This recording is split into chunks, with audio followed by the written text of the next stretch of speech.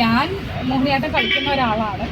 അപ്പം ഒരു art form ഏത് കലയായാലും അതിനൊരു നിറമോ ഒരു ജാതിയോ ഒരു വലിപ്പ ചെറുപ്പമുണ്ടെന്ന് ഞാൻ കരുതുന്നില്ലാത്തൊരാളാണ്.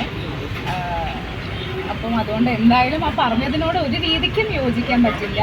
കല എന്നല്ല, ജനറലി നമ്മൾ മനുഷ്യർ തമ്മിൽ ഇടപഴകുമ്പം ഈ പറഞ്ഞ പോലെ നിറം, ജാതി, വലിപ്പം ഇതൊന്നും നോക്കേണ്ട കാര്യമില്ല എന്ന് എല്ലായിടത്തും പറയുന്ന ഒരാളാണ് ഞാൻ. പ്രത്യേകിച്ച് എനിക്കോളം ഇങ്ങനെ പലയിടത്തും കേൾക്കുമ്പോൾ എനിക്ക് എല്ലാവരുടെ അടുത്തും പറയാനുള്ളതും അതാണ്. നമ്മൾ എന്ത് ജോലിയോ എന്ത് ആർട്ടിസ്റ്റോ അല്ലെങ്കിൽ എന്ത് വലിയ പ്രൊഫഷനിൽ ഇരിക്കുകയാണെങ്കിലും ബേസിക്കലി നമ്മൾ മനുഷ്യന്മാരായിട്ടല്ല ജീവിക്കുന്നത്. നമുക്കൊരു മനുഷ്യത്വം ഇല്ല എന്നുണ്ടെങ്കിൽ നമ്മൾ ജീവിക്കുന്നതിൽ ഒരു അർത്ഥം ഉണ്ടെന്ന് എനിക്ക് തോന്നണില്ല.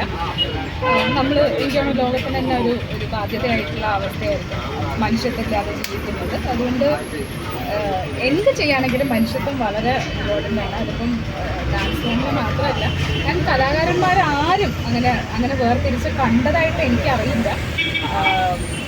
വളരെ സങ്കടകരമായ കാര്യമാണ് അവർ പറഞ്ഞിട്ടുള്ളത്. എത്രയോ ആളുകൾ, ലക്ഷക്കണക്കിന് ആളുകൾ പഠിച്ചിറങ്ങിയിട്ടുണ്ടാവും. അപ്പം എല്ലാ ആളുകളും അങ്ങനെ അല്ലല്ലോ.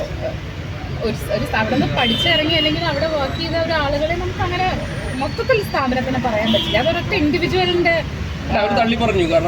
അല്ല, അത് ജനറലി എന്ത് ഇഷ്യൂ ആണെങ്കിലും അത് ആ ഇൻഡിവിജ്വലിൻ്റെ പ്രശ്നമാണ്, അതല്ലാണ്ട് സ്ഥാപനത്തിൻ്റെ പ്രശ്നമല്ല, കലാകാരന്മാരുടെയും പ്രശ്നമല്ല. യൂത്ത് ഫെസ്റ്റിവൽസിന് ഞാൻ ജഡ്ജ് ചെയ്യാൻ പോവാറില്ല. എന്താ വെച്ചാൽ ജഡ്ജ് എന്ന് പറയുന്നതിന് ഞാൻ വലിയൊരു സ്ഥാനമായിട്ടാണ് കാണുന്നത്. പിന്നെ അങ്ങനെ ഒരു കോളുള്ളതായിട്ട് എനിക്കറിയില്ല. മേ ബി നമ്മൾ വേഷഭംഗി എന്നൊക്കെ ഞാൻ പറയണത് കേട്ടിട്ടുണ്ട്. അതൊക്കെ ഇപ്പം മേക്കപ്പും ആ വേഷത്തിലൊക്കെ നമുക്ക് ഉണ്ടാക്കിയെടുക്കാൻ പറ്റുന്നതാണ്. അപ്പം ഞാൻ ആറലവി രാമകൃഷ്ണ മാഷ് അസലായിട്ട് മോഹിനിയാട്ടം ചെയ്യുന്ന ഒരാളാണ്. ഞാൻ അദ്ദേഹം ഒരു വളരെ ജെന്യൂൻ ആയിട്ടുള്ളൊരു ഹ്യൂമൻ ബീങ് ആയിട്ടാണ് എനിക്ക് തോന്നിയിട്ടുള്ളത്.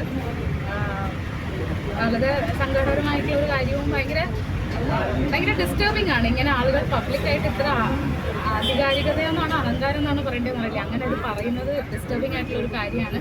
ഒരു ആർട്ടിസ്റ്റിനും ഇങ്ങനെ കേൾക്കാൻ ഇടവരരുത്. പിന്നെ ഞാൻ വേറൊരു കാര്യം പറയട്ടെ, ജനറലി എല്ലായിടത്തും ഇങ്ങനെ ഉണ്ട്. ഇപ്പം സിനിമയിലാണെങ്കിലും നാട്ടിലാണെങ്കിലും ഒക്കെ ഇല്ലേ ഈ ആളുകൾ ഇപ്പം ഇങ്ങനെ ഒരു ലേഡി ഇത് വിളിച്ചു പറഞ്ഞു എന്നുള്ളത് വലിയ വാർത്തയാവുന്നു. നാട്ടിലൊക്കെ ചെല്ലുമ്പോൾ അയ്യോ തടിച്ചു പോയല്ലോ, അയ്യോ കറുത്തു പോയല്ലോ, അയ്യോ മെലിഞ്ഞു പോയല്ലോ, അല്ലെങ്കിൽ വെളുത്ത പെണ്ണിനെ കല്യാണം കഴിക്കണം, മുടിയിൽ. അപ്പം ഇങ്ങനെ പല രീതിയിൽ ഇത് നമ്മുടെ സൊസൈറ്റിയിൽ ചുറ്റും നടക്കുന്നുണ്ട് എന്തായാലും. അപ്പോൾ എനിക്കാണ് അതൊക്കെ എല്ലാവരും ഒന്ന് റീതിങ്ക് ചെയ്യേണ്ട സമയമാണെന്ന് തോന്നുന്നു. Okay, thank you.